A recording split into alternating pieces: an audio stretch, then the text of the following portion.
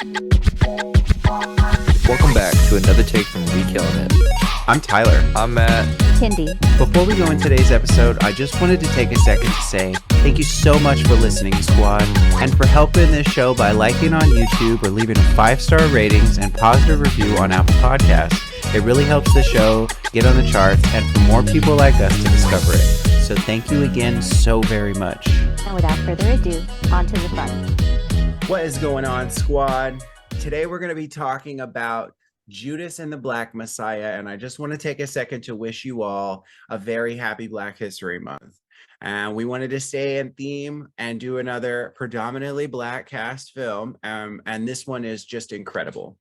I wanted to do a little disclaimer. There are a lot of views and things said in this film that might make people feel uncomfortable, so definitely use your best caution when watching it. And there aren't going to be as many quotes by us in this film. And the reason behind that is because a lot of the content and things being said in this movie should not be said by pale faces. And we all happen to be pale faces. So without further ado, we're going to get right into it. All right. So Judas and the Black Messiah. Our writer / director is Shaka King. The movie is starring Lakeith Stanfield, Daniel, pardon my pronunciation, Kaluuya, Jesse Plemons, Dominique Fishback, and Ashton Sanders. The director of photography is Sean Bobbitt. As always, there's a heavy spoiler warning, and the movie is rated R for violence and perversive language. Now, to start it off, the movie pops up, and there's this really cool credit scene that shows the whole title scene, but the title is not shown until all the other opening titles have finished, and the title itself is not shown all at once, but instead it's done word by word. It's really cool. It's white letters on a black background, except for the word black, however, is black lettering on a white background. It's a really cool intro scene, I personally think. The movie itself opens up in the late 1960s, and we see a 17-year-old petty criminal, William Bill O'Neill, who is played by Lakeith Stanfield. He is arrested by a Chicago police officer after attempting to hijack a car while posing as a Fed. He is approached by FBI Special Agent Roy Mitchell, who is played by Jesse Plemons. And he offers to have O'Neill's charges dropped if he works undercover for the Bureau.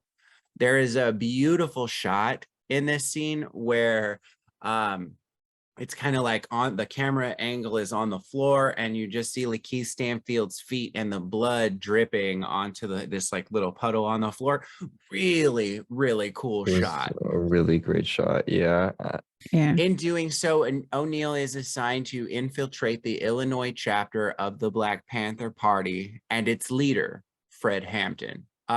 It's really important, and I didn't say this before, but it's really important to note that this movie is based on real events. These people are real people who really suffered and really died, and it's really sad. And it's also important to know that for O'Neill, you know, his choices were to either be an informant and spy on the Black Panther Party or spend years rotten in prison. Yeah. It's a really hard story, and it was really hard to watch. It was. When Roy is first talking to O'Neill about, you know, his charges and this opportunity, I'm just looking around this interrogation room that he's in, and it's so bland. I'm looking at this room and I'm feeling that I'm in the middle of nowhere. Like, I don't know where I am. I don't even feel like I'm on Earth in this room. Right? It's very, very isolating. Yeah, Bro, for it's real. crazy. O'Neill begins to grow close with Hampton, who works to form alliances with rival gangs and militia groups while extending community outreach through the Black Panther Party's Free Breakfast for Children program.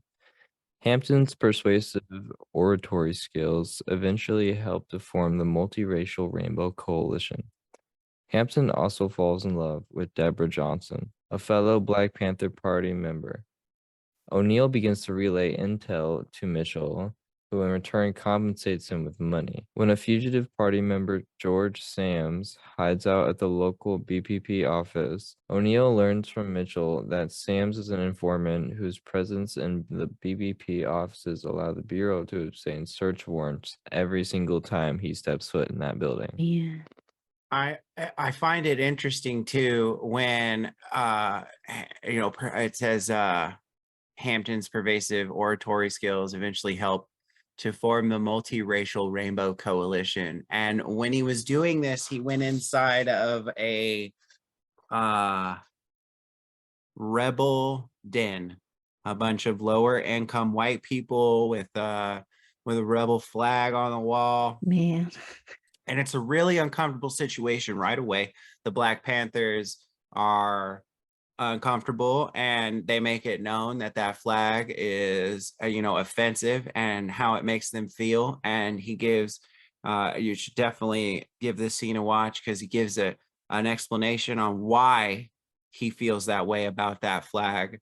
And it's powerful, and it's just so powerful.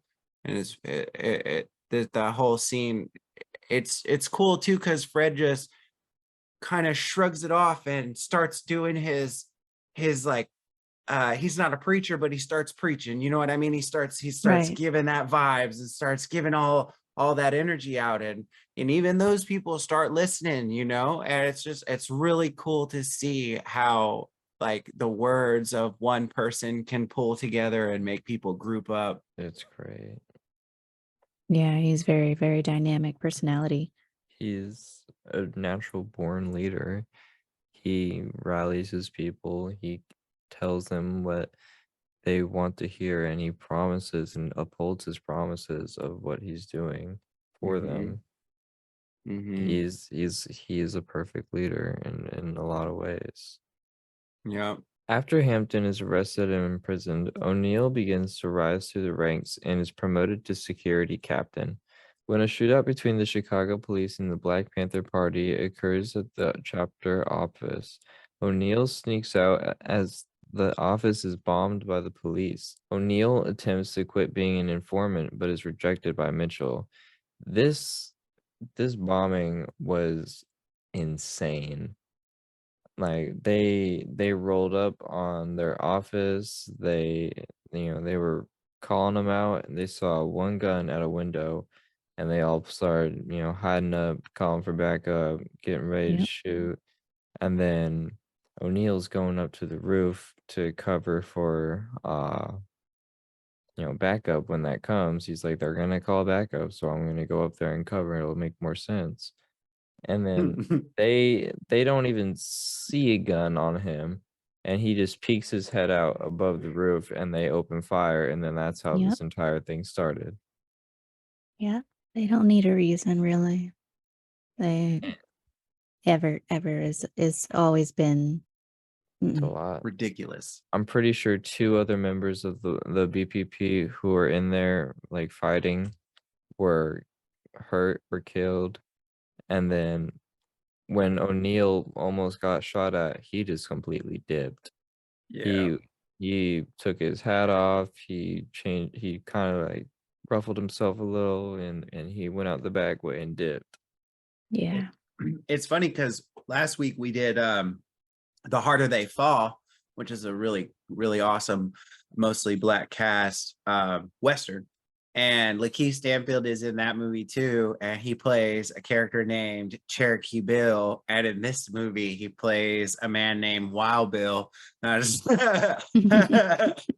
I'm sensing a theme. After Hampton is released from prison while appealing his charges, he reunites with Deborah, now pregnant with his child. A Black Panther Party member, Jimmy Palmer, who was hospitalized after being shot by a police officer, is killed while being transferred to another hospital. Enraged upon learning of Jimmy's death, fellow member Jake Winters engages in a shootout with police, killing several officers before being gunned down himself. he went crazy. I He gotta say, I have to say, like, his homie was alive and murdered in hospital custody, I would have freaked out too. You know what I mean? Like, there would have been repercussions. Violence only begets more violence. Like, that's the yeah. problem with war. Yeah. He was so mad, he, like, channeled some hitman into him, like, he was quick scoping these cops. There was even a point during that shootout where he looked like he was gonna hop the fence and leave, and then it looks like he decides, you know what? No, I'm taking them all.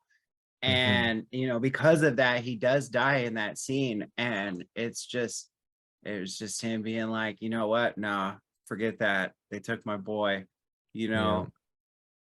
And he had real hatred because he walked up to that last cop he killed. He only heard him and then he walked up to him and executed him. And that is a crime of hatred or passion. Well, yeah, that too. And he did like his face was all scrunched up at first and his eyebrows were real tight, like he was angry. And then right before he shot, his whole face relaxes and he just shoots. And it's like, damn, bro, like that's beyond personal, you know? Yeah. Mm. No, man. We paused a lot. We had to take moments to decompress and process everything. We've seen it before. And, when we see the echoes in how the police, the FBI, everything handles things they deem that are problems. It was a lot. What's a lot, honestly, is the fact that we're still fighting this war still Right. to this day. It's Gosh. hurtful. All right, your turn, Candy. Mhm. Jesus, man, this is a hard one. Yeah. Um, After Hampton's appeal was rejected, FBI Director J. Edgar Hoover orders Hampton to be neutralized before he returns to prison. Agent Mitchell corners O'Neill into helping with the plan by warning him that the Black Panther Party is going to retaliate against him if they find out he's an informant. And O'Neill again reluctantly agrees to help. I really feel like he's trying so hard to survive, but he keeps falling on the wrong side of the coin. There's Yeah. this one thing about this detective too. So like this detective has moments in this film where he seems really forward thinking for his time. And there are things that are said to him during this film where you can see it as actively making him uncomfortable. Mhm. That racist stuff that he hears. But at the near the end of the movie, it's gone. Like all of that is gone. And he is just what he was trying not to be, it seems like. And like watching that transformation of that agent is just so interesting. It shows what the or yeah, it shows what the government is capable of because sure, they're not gonna hurt you, but they're gonna hurt you in some sort of other way that they can just They have control, sweep up. they got their strings on everyone. Yep. O'Neill is later given a vial of sedatives and ordered to drug Hampton's drink with it. The next evening, the Black Panther Party members gather at Hampton's apartment before he's to leave again for prison. And an allied gang leader offers Hampton money for him to flee the country with, but he turns it down and he instead orders that a trust be established with the money under Jake Winter's name. As the evening progresses, O'Neill reluctantly drugs Hampton's drink and dips. Like, he looks scared. Obviously, who wouldn't be? He can't stay. He has to leave. Hours later, officers and agents raid the apartment, and 2 people are killed in the raid. Hampton, because of the sedative, is shot in his sleep. Man, that's horrible. So right before that, you mentioned that they put some money into a trust in Jake Winter's name. I just wanted to take a second to let everybody know that that trust was used to create the People's Medical Center It's Jake Winter's Free People's Medical Center, and it was run by the Black Panthers on West 16th Street in Chicago. It's still open today. It's called the People's Medical Center because it's for the people. And the 3 reviews I'm looking at for it right now, the nurses office and other staff have been friendly and professional. I couldn't be more happy with the service. The doctors give me the meds when needed. So I mean, with all the negative comments we see online and everything, this is a good medical center with good ratings and good comments, and they deserve all the support. Absolutely. Shooting this man in his sleep with his wife and baby next to him, and just like They my walked up God. to him. They walked up to him and double tapped just cause. Yeah, it was awful. That was awful. Awful. Man. And then, O'Neill's called back to meet up with Mitchell at whatever this fancy restaurant is, that it's probably just crawling all over with FBI agents, because where else would this man be seated? Right. Can you imagine the stress it would cause if you got wrapped up into this like O'Neill did? Oh, dude, I got some stuff to tell Yeah. you. Like, there was stress, and there was definitely some stuff weighing on Bill's conscience, man. Like it Yeah. seems like crushingly hard to deal with all of this. Yeah, I can't imagine. Unbelievably. And then Mitchell hands him an envelope with a couple $100 and a set of keys for a gas station. And, basically saying, here's your money to get out of town and go to this gas station. And it's legal money, and it's yours for the rest of his life. And he's like, he uses this. He tells him, that's it. You're free. Ugh. No, you're not. Ugh. You liar. He's Ugh. not free. Ugh. Because now he is on that property from the government, so they're going to be watching him, and he's owning a gas station, so now he has to run that, which means that he has to pay the government and get gas and do all that stuff. Like, they're just keeping burned tabs it on him and making sure that he stays on the payroll so that he doesn't reveal anything or run off. It's so awful. It's so awful. It's so awful. Oh my gosh. I mean, I've seen this movie before, and I watched it by myself a first time, and I was in absolute pieces the first time I watched it. And then of course I immediately went and grabbed Kendra and was like, dude, you got to come watch this movie with me. And then we were both in pieces together. yeah. And then I picked this movie again because it's Black History Month. And then, I was like, it's going to be better because I've seen it a couple of times, and it's not going to hurt me so much. It hurts more. Because it's coming. So you're like preemptively like,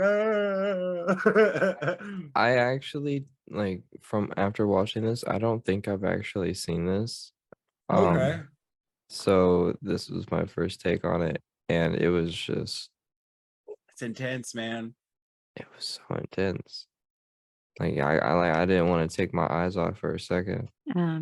And throughout, there's other things that they highlighted about how the FBI was monitoring the correspondence going on between Hampton and Johnson and the other members of the Black Panthers Party. And the one they showcased the most, she got an empty envelope one time because they just took the whole letter instead of just copying it. Man.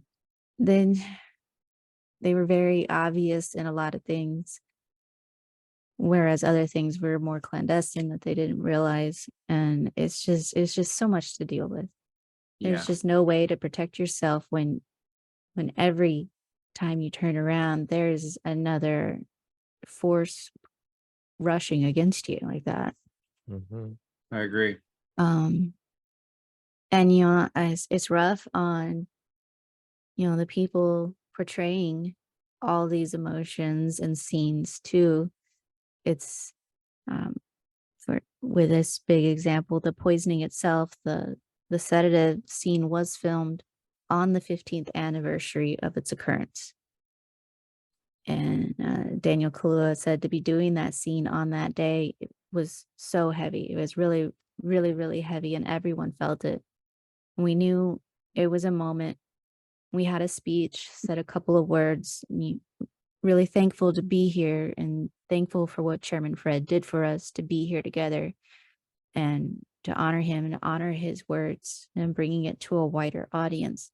So it was a really heavy day. And even the stuff I was saying in that scene, the decision he makes in that scene to say that on that day was so heavy. I think if we did it on any other day, I wouldn't have been able to film it like that. And And just I can't imagine. Like no, it's gnarly, it's man. a few times we see newspaper clippings up on the walls or in people's hands. It'll be about the current events, about their headquarters being blown up or other police killings and other injustices going on. There's one even with Emmett Till on it, and just really highlights again how very recent all of this is. Yeah. Yeah. These newspapers looked like they were like real, actual clippings that they were able to obtain for this film. I do Yeah. want to take a second to say that a lot of the things that we were told about the Black Panther Party as millennials and Gen Z growing up their lives, Mhm. you definitely do your research and look into what the Black Panther Party actually did for They were out there Americans at the feeding time. their communities and rebuilding homes. I have a really, really good graphic novel / book to suggest to everyone. It's called The Black Panther Party. It's a really amazing book with a lot of great information, and it's given to you in a way like a comic book would give it to you. So it'd be easier if you're not a reader, it'd be a lot easier for you to digest. It's written by David F. Walker and Marcus Kwame Anderson. And it's a graphic novel history. It's really, really good. It's on Apple Books, and you can also, I mean, you could probably, I found it at the library. You can find it at just Mhm. about anywhere that sells books.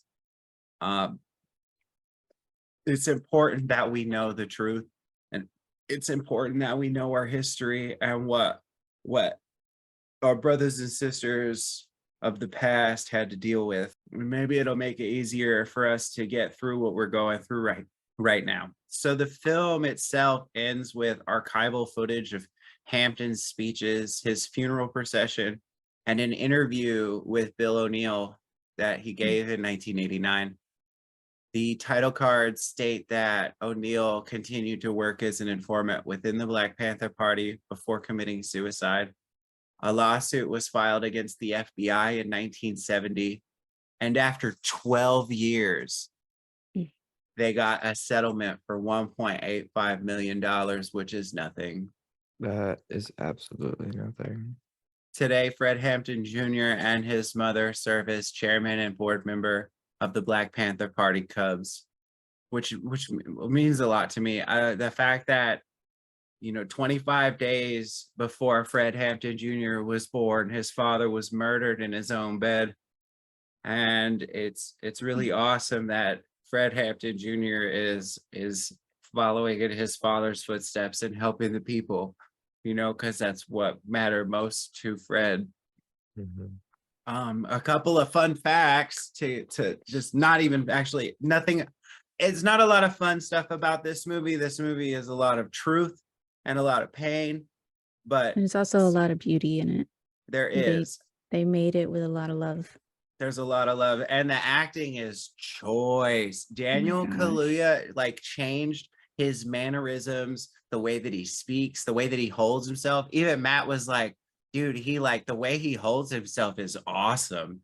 And it's like, yeah, and then you hear some of Fred's speeches at the end, and Daniel sounded just like him. It was really, really cool.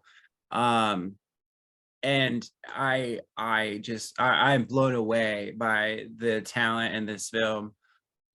William O'Neill died on January 15th, 1990, after running into traffic on Interstate 290. He was 40 years old. Though his death was ruled as a suicide, his wife claimed that it was accidental. Before the crash, someone had stopped him from jumping out of a second-story window. Though his uncle claimed that he was filled with guilt for working with the FBI, O'Neill claimed in several interviews that he had no allegiance with the Black Panther Party. And you'll find out if you watch the movie, in the title card, it says that Bill did an interview, and the night that the interview aired, he committed suicide. So I can't even begin to imagine the No, guilt. that's not on. Like I can't even be, I can't, I just can't, I can't even begin to imagine. And that was what, 20, 30 years later. You know what I mean? Like I can't imagine. It's just haunting you. Yeah, dude, for real. Jay-Z, who performs on the soundtrack, was actually born the day that Fred Hampton was assassinated. That's mental. That's just crazy. Yeah. Despite being campaigned in the lead actor category, Lakeith Stanfield received an Oscar nomination for Best Supporting Actor alongside with his co-star, Daniel Kaluuya. This is due to the fact that the Academy of Motion Arts and Sciences allows each voting member to self-determine which category an actor's performance falls into, whether lead or supporting. It was well-deserved. Lakeith Stanfield had moments where I actually saw human fear, not acting fear, but human fear. Like his muscles were shaking and glitching like you do. Like if you've ever been close to like getting in a car accident and your muscles are all shaky and it stuff. was so many moments that your spine just tingles and It's like, chills watching them. You feel scared alongside with people. And this was so intense for Lakeith Stanfield that he actually had to do some therapy after he portrayed Bill, which I can't, like, I get it, you know what I mean? Because like he didn't feel what Bill felt, but he felt some of it, you know what I mean? And like even he needed some therapy after that. I'm sure it brought up it just watching it. I can't imagine being immersed in it. So yeah, and therapy is good for people. So I'm this glad makes that me want to bring up something, because this is very similar to Heath Ledger's case. And I just think that there should be more precautions against this kind of stuff, like on-set counseling or something like that, to make sure that their actors are okay to continue, because like this gets really deep sometimes. I agree. But if you do a little research and some of the interviews done with Heath Ledger's family, you'll find that the Joker role had a very minimal thing to do with what happened with him. He was been struggling and dealing with a lot long before he got cast in that role. But it is important. I do agree completely that there needs to be, just like with gun safety, you know, we've talked about this on the channel before, there needs to be checks and balances, but it's not just gun safety. We all are victim to depression. We are all victim to just breaking sometimes. Sometimes you just can't deal, man. And we all feel that way sometimes. And it is important to get the help that you need. And in situations like this, where people are jumping completely into another person, it is important that they get the therapy and the help that they need too, you know? So I agree Very completely. important. You're very right. There should be on-site therapy. There should be on-site help. Most definitely. At the cost of the production company. I completely agree. I mean, we're not going to do any quotes from this movie. There are 150 amazing quotes in this film. There are, if you're a person for speeches, I'm really big on a powerful speech. I love a powerful speech. This movie's full of them. Okay. It's really good. Fred was a natural what's that word? Leader. Evangelical, like, no, what's that word? He's supposed to stand in front of people and help them get through it. He is naturally that way. Some people are natural car salesmen. This man was a natural leader, and it's just A shepherd. Daniel really did it, man. Yeah. Really, really did it. One of the quotes I did really like, I thought was really funny, was when Fred and the Black Panthers were in the Crown's like hideout or whatever, and he started, and the Black Panthers to talk about how they feed a million kids or whatever, and then the Crown's leader is like, shoot, the Crowns feed more kids than General Mills. And I was I just thought that was so funny. We outdo the companies. What you mean? I like I said, my favorite shot is that one in the interrogation room where you're looking at Lakeith Stanfield's feet and the blood's just dripping on the ground. That was a great shot. Matt, did you have a favorite shot? Actually, it's not so much of a shot, but as the scene itself.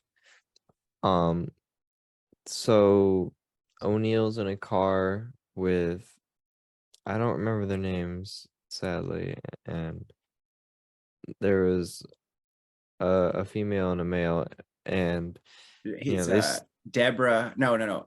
He's in with Judy, and it's not Lorel. I think it's Judy and Collins.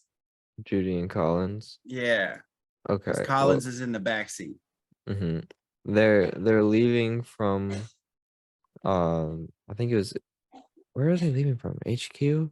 I don't remember where they were leaving from, but as they're leaving, she's like, "Where's your piece? Is it in the glove box?" They were leaving the Crown's hideout. It was Oh, literally the next okay. scene after what I just talked about. Okay, cool. That's awesome. And she takes it out and then points it at him, and then he's, there's a guy behind him, he's pulling on his hair and choking him, and then he's like, okay, what's up? What's going on? And they're like, we heard that you might be a badge, you might be a Fed. And he's like, a badge? And then he instantly gets choked again. But he's like, no, I'm not no badge. And then they're like, okay, what about this car then? Where'd you get this car? I stole it. I stole it. And like, really? So you stole this car? You hotwired it? And then like, well, how'd you get the keys to keep it going? And he's like, I changed the lock, man. And then he's like, he's hot wiring the car to make it turn on, and it's just so nerve-wracking. They're all just sitting there watching him with this gun on him too, and it finally clicks on, and he's like, And then Kendi, do you have a favorite scene or shot? The one that I suppose spoke to me the most was when, right after he was released from prison the first time, and he's talking to everyone gathered, and he's declaring he's declaring his intents and, his passion for the people, but also that he understands his place in this. And he understood that they're going to assassinate him. And when she realizes that, you just see it on her face, her whole demeanor changes, and she's like, oh, he's not thinking about me and the baby, he's thinking about everybody. And I have to put some compartmentalization there. And she does approach him about it too, which was also another beautiful scene where she reads some poetry to him and how she felt when she first met him. it was really heartfelt. Jesus. It was a bit heartbreaking at the same time, but well, obviously, just Gnarly. She approached him with the fact that he didn't have to think about raising and growing another human being. And he's like, yeah, you're right, I can't. And she's like, okay. But she still was there for him, and they still championed that passion because she understood.